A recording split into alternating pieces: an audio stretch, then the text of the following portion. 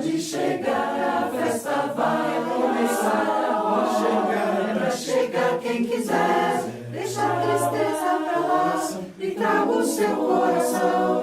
Sua presença de mão, nós precisamos de você. Olá, meu nome é Meire Haddad, eu sou cantora, professora de canto e também atualmente trabalho como preparadora vocal e regente de um coral aqui do interior de São Paulo. Antes de mais nada, eu queria agradecer o convite do Márcio para participar desse congresso tão importante ao lado de profissionais tão renomados. Para mim é uma grande honra estar aqui. E por que eu escolhi esse tema? Porque eu canto em coral há quase 15 anos e tenho visto ao longo de todos esses anos em mim mesma os benefícios que me trouxeram, e não só a mim, mas a todas as pessoas que me cercaram todos esses anos, que cantaram junto comigo e que cantam. E também, trabalhando do outro lado como preparadora, eu vejo diretamente os benefícios, tudo que traz de bom para essas pessoas o canto coral, ok? Então, eu vou falar um pouquinho sobre os benefícios do canto coral no envelhecimento saudável. E falando de envelhecimento, o que seria o envelhecimento? Nada mais, como a gente está vendo aqui, do que um processo de diminuição orgânica e funcional, não decorrente de doença necessariamente, o que acontece inevitavelmente com o passar do tempo, ok? Então, é um fenômeno natural e que aumenta a fragilidade e a vulnerabilidade devido à influência dos agravos à saúde e do estilo de vida. O que tudo isso quer dizer? Que estamos envelhecendo o tempo todo. Então, na verdade, começamos a envelhecer assim que nascemos. Então, você nasceu, no dia seguinte, você já não é mais um 0 quilômetro, né? Você já tem um dia de vida e aí isso é um processo inevitável e até que se descubra uma fórmula mágica para controlar esse envelhecimento ou para uma fórmula mágica para imortalidade, nós vamos continuar envelhecendo e vamos morrer, logicamente, tá? Como todo ser vivo. Então, o problema é que a gente não se dá conta de que está envelhecendo o tempo todo, principalmente quando você é jovem, você não liga muito para isso, você não pensa muito a respeito disso, tá? Mas estamos constantemente envelhecendo. E esse envelhecimento, hoje em dia, é uma coisa bastante preocupante, porque a maioria dos países, a sua população vem aumentando significativamente em relação ao número das outras idades, o número de idosos, tá? E isso não é diferente aqui no Brasil.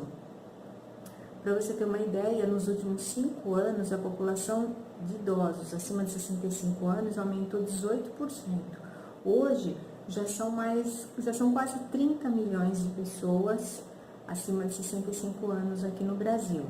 E a expectativa é que por volta de 2030, 2040, 1/5 dessa população, da nossa população, esteja acima dos 85 anos. Isso significa o quê? Que a cada 5 pessoas, uma terá mais de 85 anos. E isso é bastante preocupante porque o Brasil, nosso país não está preparado para isso, tá? Nós não temos políticas públicas voltadas diretamente para acolher toda essa população idosa. Por que isso vem ocorrendo? Tá? Para você ter uma ideia, a gente tem aqui um gráfico mostrando a diferença na média de expectativa de vida. Lá por volta de 1940, a média era de 39 a 41 anos, então as pessoas não viviam tanto, né? E hoje praticamente dobrou essa expectativa de vida, então a média hoje é em torno de 76 anos, tá? Isso é a média. Então a gente vê muitas pessoas vivendo muito mais, além dos 76 anos, vivendo 85, 90, beirando quase os 100 anos, né? E também o que contribuiu para todo esse envelhecimento da população? Por volta de 1940, as pessoas, a média do número de filhos dos casais era em torno de 6, né? Hoje não chega a 2. Então as pessoas hoje vivem muito mais, têm muito menos filhos, né? E também acabam tendo filhos muito mais tarde, muito depois do que tinham naquela época, tá? Então, logicamente que a qualidade de vida, atendimento médico, descoberta de novos medicamentos e tudo mais, saneamento básico, tudo isso contribuiu para que as pessoas vivessem muito mais e com muito mais qualidade de vida do que tinham naquela época, na metade do século passado, por exemplo. Mas o ponto principal é como você quer envelhecer, tá? Você quer envelhecer com autonomia e independência? Você quer ser aquele velhinho saudável, que viaja, que frequenta uma academia, pratica esportes, que tem amigos, que sai, que dança, né? Que tem uma vida social ativa ou não, tá? Então, o que você precisa fazer para ter esse envelhecimento saudável, né? Existem várias doenças crônicas que, apesar da pessoa até ter esse cuidado e tudo mais, ela vai ser acometida dessas doenças porque faz parte até do processo degenerativo, né? Então, por exemplo, hipertensão, diabetes, doenças cardíacas, problemas de articulações e até a depressão, elas são consideradas umas doenças crônicas já relacionadas aos idosos. Mas isso não quer dizer que você vai ficar incapacitado por causa dessas doenças, né? Apesar de tudo isso, você pode ter uma vida normal, desde que essas doenças estejam controladas, bem medicadas. A pessoa, mesmo tendo uma, duas ou várias dessas doenças crônicas, ela leva uma vida saudável.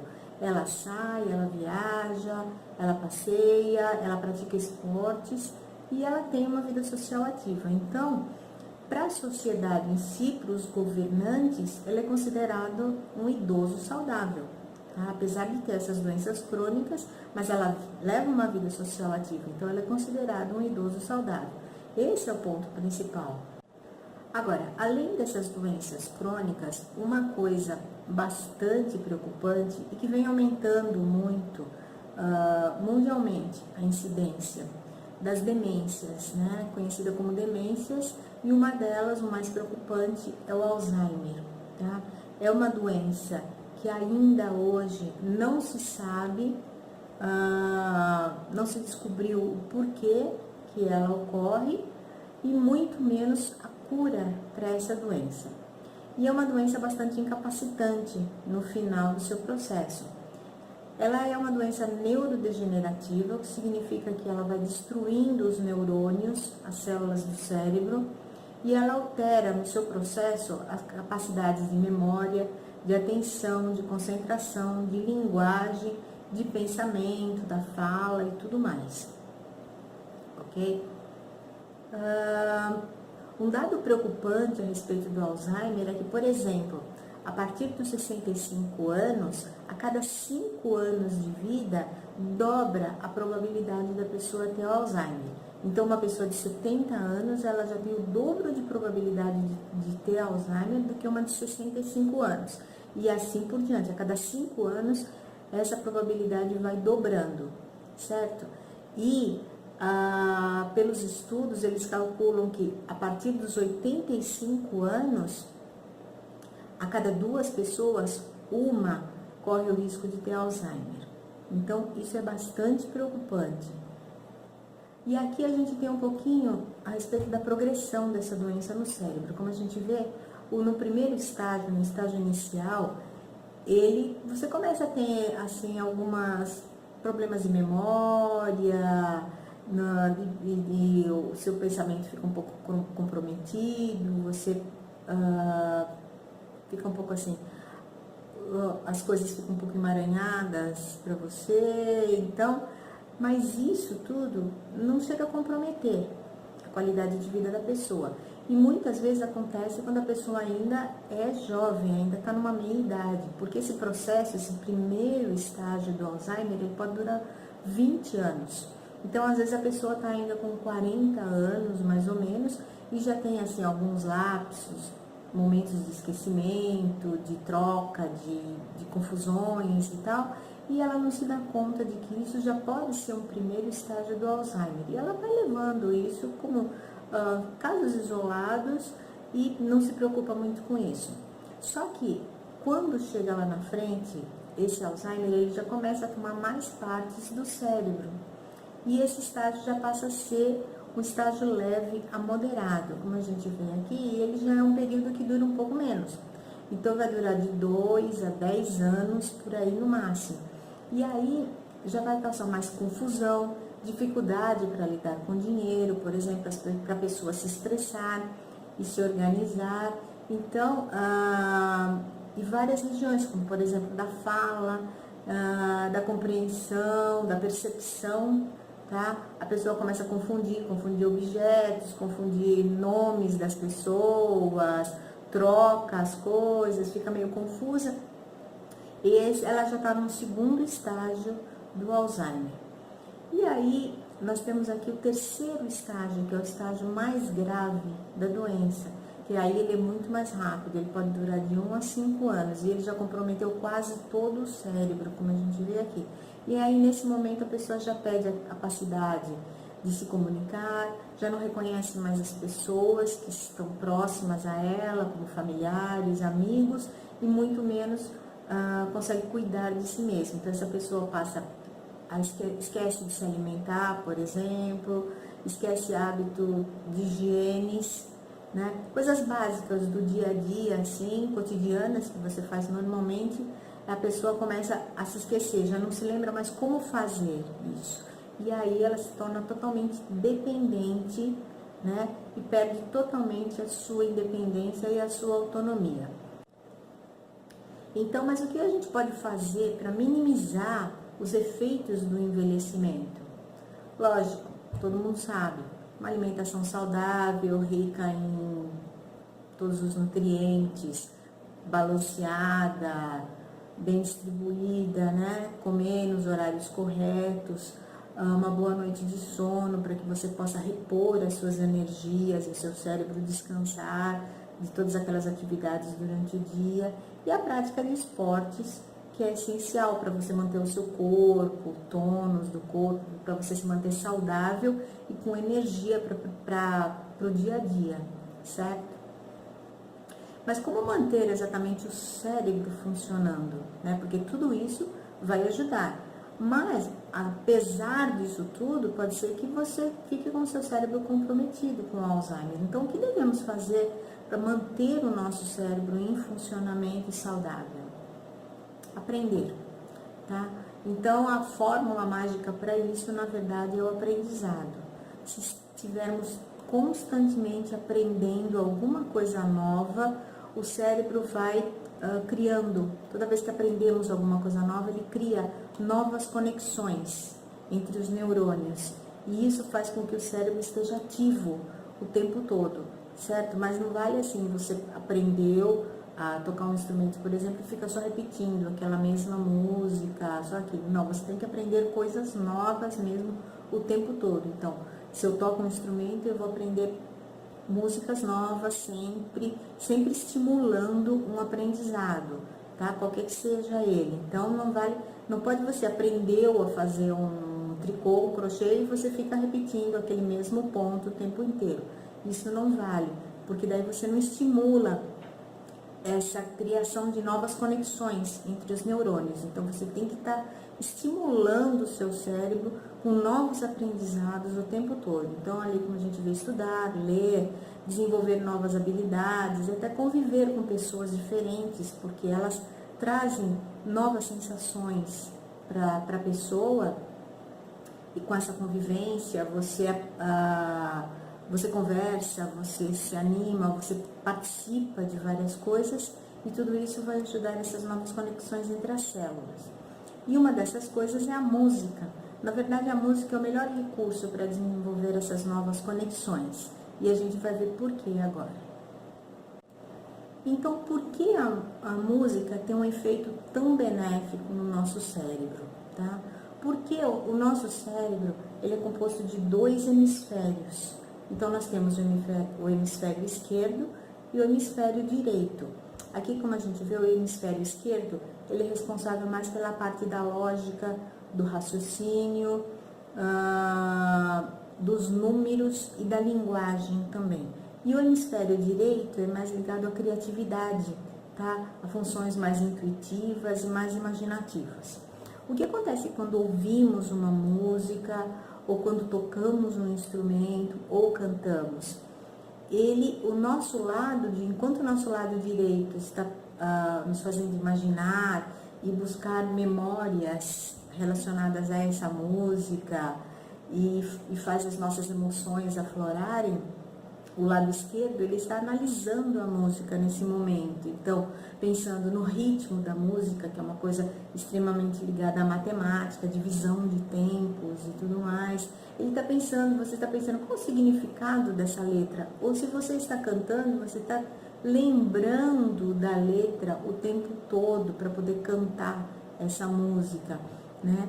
Então, nesse momento, o nosso cérebro está com os 2 hemisférios trabalhando o tempo todo e eles começam a fazer conexões entre si e isso vai despertando, tá? Vai fazendo o cérebro trabalhar e despertando muito mais do que qualquer outra atividade que você faça, todas essas conexões entre os neurônios e criando novas conexões também, se você estiver praticando uma coisa nova nesse momento, tá?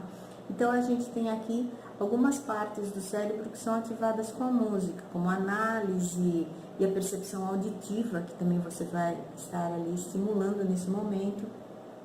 Memórias e experiências musicais, porque quando você ouve ou toca uma música, ela busca, ela te traz, remete ao passado, a memórias musicais, né? Memórias que você tem que são ligadas àquela música. Você está trabalhando a sua visualização, interpretação, os movimentos e as suas reações emocionais ligadas àquela música,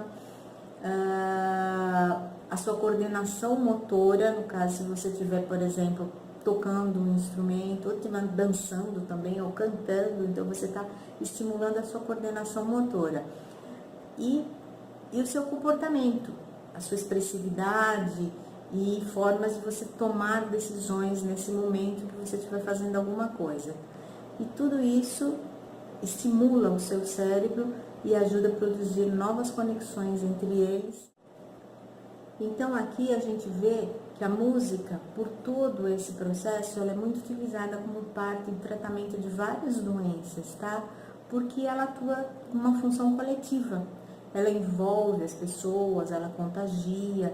Então, hoje em dia, a musicoterapia é muito utilizada, não só com pacientes com tratamento de Alzheimer, principalmente porque estimula a memória da pessoa. Então, às vezes a pessoa já não se lembra mais dos familiares, de quem ela é, mas quando ela ouve uma música que ela costumava cantar lá no passado, ela volta no tempo e ela começa a se lembrar, estimula aquela área da memória dela e ela começa a cantar a música, ela se lembra das pessoas que conviviam com ela naquele tempo, ela se lembra de como ela era e isso é muito bom para ajudar no tratamento contra o Alzheimer. Também é muito utilizado no tratamento contra a depressão, pelo seu contexto social e fazer a pessoa ser inserida novamente na sociedade e tira a pessoa daquele isolamento. Então, falando de envelhecimento e dos benefícios da música e do canto em especial, a gente não pode deixar de falar do envelhecimento vocal, que também é conhecido como presbifonia. O que seria isso? A gente já disse que o envelhecimento é parte de um processo natural.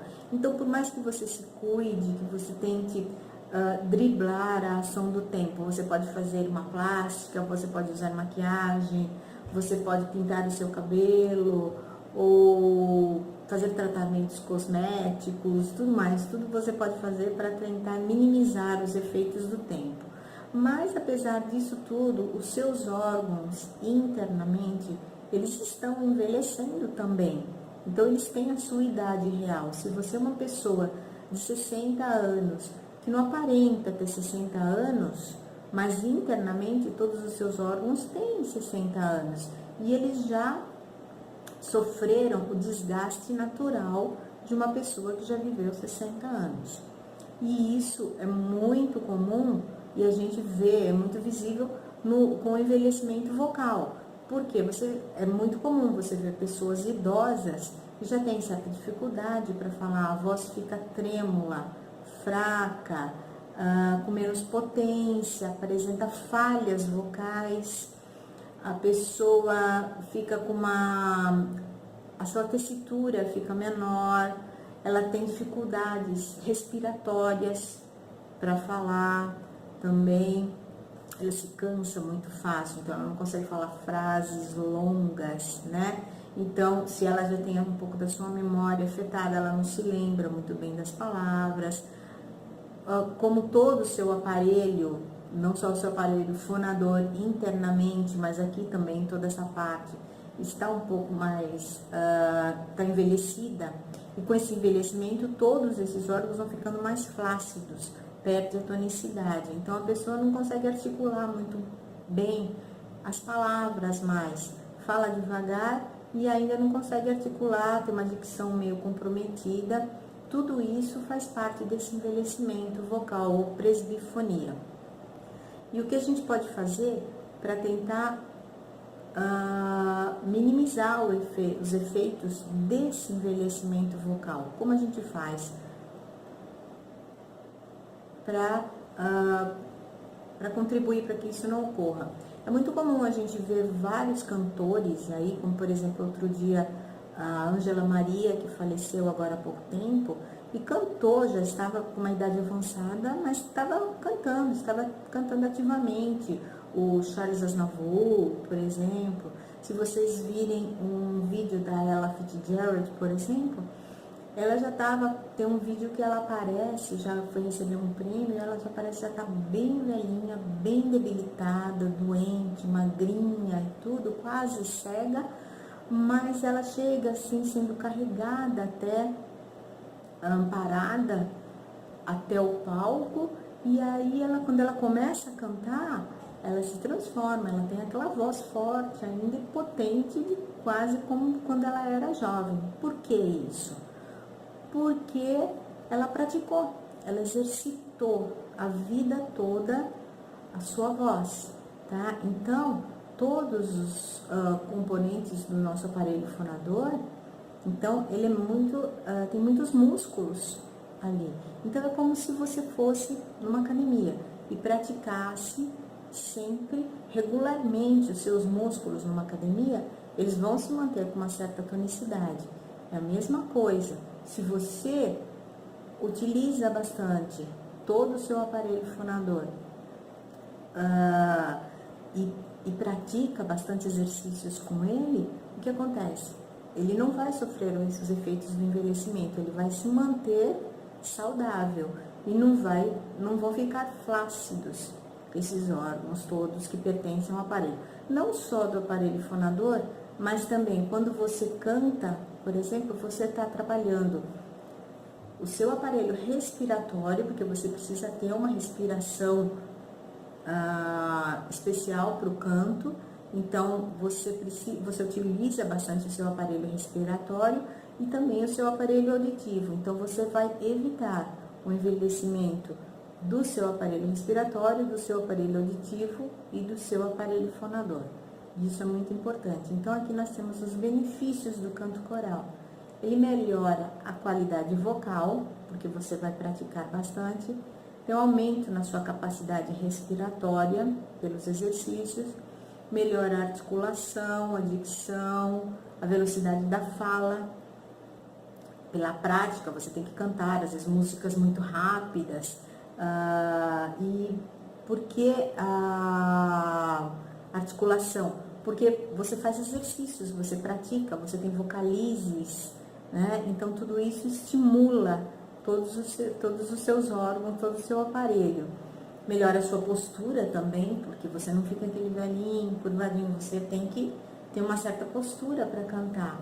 A intensidade da sua voz, como eu disse, cantoras já bastante de idade, como por exemplo a Bibi Ferreira, que a hora que cantam tem aquela voz potente ainda, bem forte, e mantém a tessitura vocal, quer dizer, alcançam ainda notas agudas, graves, com uma certa facilidade, apesar da idade.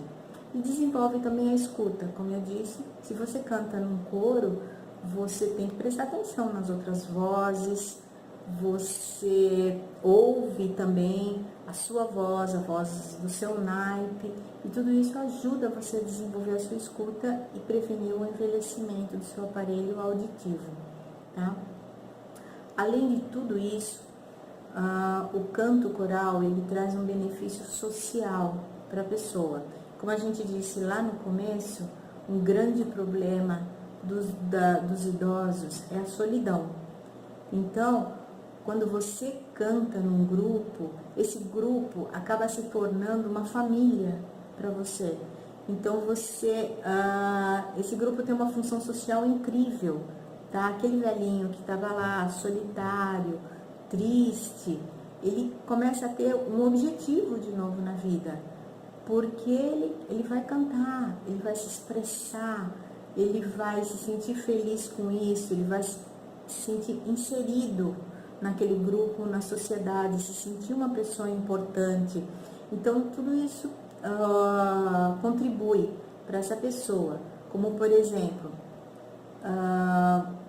uma importância social, socialização, que a pessoa não fica sozinha, de respeito, que a pessoa se sente respeitada e também tem que respeitar os seus colegas, na timidez, porque estimula demais você participar e você não pode ficar ali quietinho no seu canto, você tem que se arriscar um pouco, então pessoas ajuda muito pessoas tímidas.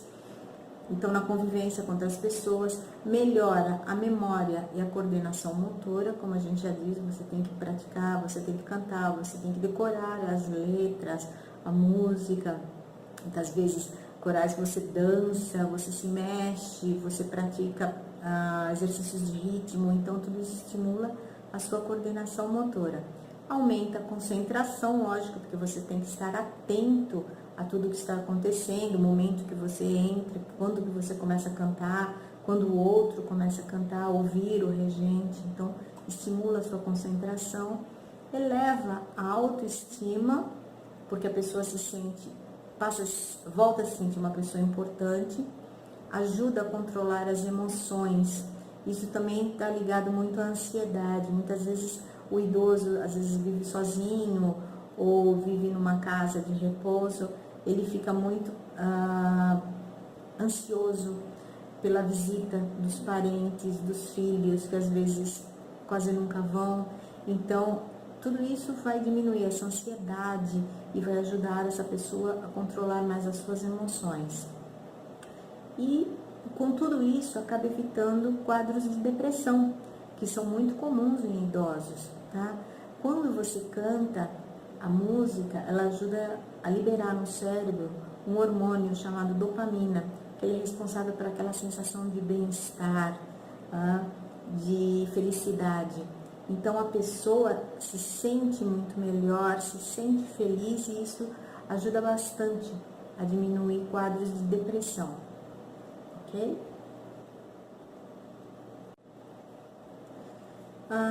E para terminar, quais são as dicas para se manter essa voz jovem, tá? Para não sofrer efeitos desse envelhecimento vocal?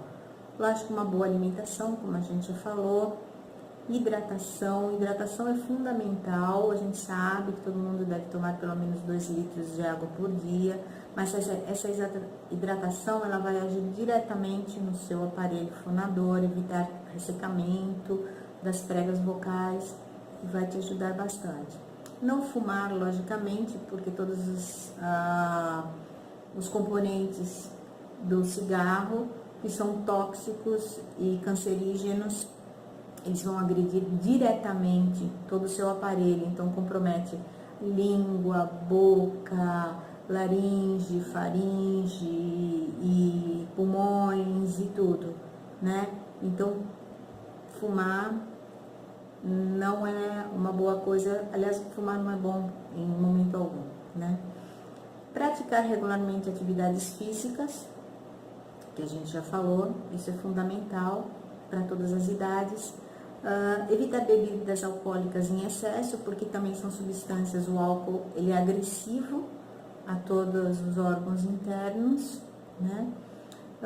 E praticar regularmente atividades vocais, como cantar, participar de corais, como a gente disse, atuar, ler poesias em voz alta, tudo isso. Agora, é importante você exercitar as suas pregas vocais, você cantar e participar de grupos, corais e tudo mais, mas sempre com acompanhamento de um profissional ligado ao canto, um professor de canto ou um fonoaudiólogo, porque assim como numa academia, se você vai e você não tem orientação de um profissional, você pode se machucar, tá? Então você vai pegar um peso em excesso, tanto pode ter um efeito que você vai para uma academia e se você pratica o exercício de uma maneira errada, ele pode não ter o efeito que você esperava. Ou também, se você exagera, você pode acabar tendo uma lesão e se machucando, e isso pode comprometer a sua saúde. A mesma coisa no canto. Se você canta de qualquer maneira, se você não tem acompanhamento de um profissional, você pode acabar se machucando e criando uma lesão que pode comprometer a sua saúde, ok? Então, como dizem por aí, quem canta seus males espanta, é verdade. Porque a pessoa, no momento em que ela está ali, no grupo, ela está preocupada com aquele momento, ela deixa todos os seus problemas lá do lado de fora, ela esquece até as dores que ela possa estar sentindo, tudo que ela está passando fica lá do lado de fora e ela está concentrada ali naquele momento, ela está se divertindo, ela está com amigos e isso faz um bem incrível para a pessoa. Então, realmente, espanta todos os males que você tiver. E, finalmente, eu queria dizer a vocês que a vida é muito curta, vale a pena você sempre investir em alguma coisa nova. Se você diz, eu nunca fiz isso, eu não consigo, eu não sei fazer, bobagem, tá? Ninguém nasceu sabendo. Então, se você nunca fez, faça hoje, tá? Comece alguma coisa nova. Nunca é tarde para você aprender. O cérebro não tem limite de idade para qualquer tipo de aprendizado. Você pode aprender com qualquer idade que você esteja, tá? Seja persistente, não deixe o preconceito, seu próprio preconceito, que muitas vezes a gente mesmo tem, ou o preconceito das outras pessoas, bloquear você, tá? Tente, saia da monotonia, arrisque, faça alguma coisa nova, vá cantar, procure, com certeza próximo de você, deve ter na sua igreja, na comunidade onde você vive, na sua cidade, no seu bairro, algum lugar, algum grupo vocal. Então experimente, é muito gostoso, é muito bom, experimente, é uma experiência incrível, muito reveladora e instigante, tá? Então é isso, não tenha medo de sempre tentar alguma coisa nova e seja feliz. Para finalizar, eu quero deixar vocês aqui com um vídeo do grupo que eu canto há mais de 10 anos, é o Grupo Madrigueiros, em São Paulo, regido pela Solange Assunção. Essa foi uma apresentação que fizemos ano passado, em Campos do Jordão, e para poder instigar um pouquinho, estimular vocês a terem um pouquinho de vontade de cantar num grupo. Eu espero que vocês gostem. Também espero que vocês tenham gostado da palestra, que tenha servido, que tenha sido útil para vocês. E quero agradecer mais uma vez aqui a oportunidade de estar aqui, agradecer ao Márcio. E é isso. Muito obrigada. Um grande beijo a todos e até a próxima. Tchau.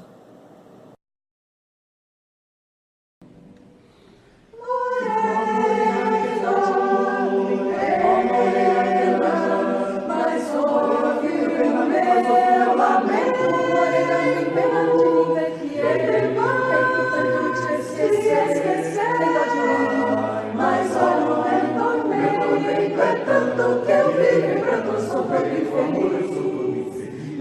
coisa mais triste, meu benzinho, esse chorinho que eu te fiz.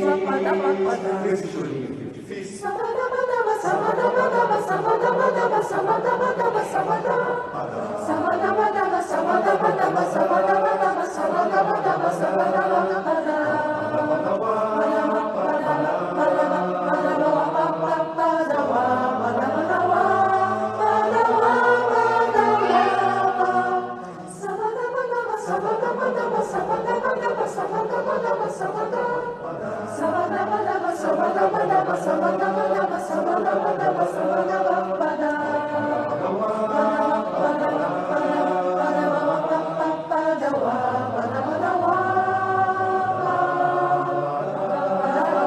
Esse chorinho que eu te fiz. Meu amor tem dó, meu amor tem dó, meu amor tem dó, meu amor tem dó, Tenha dó. dó.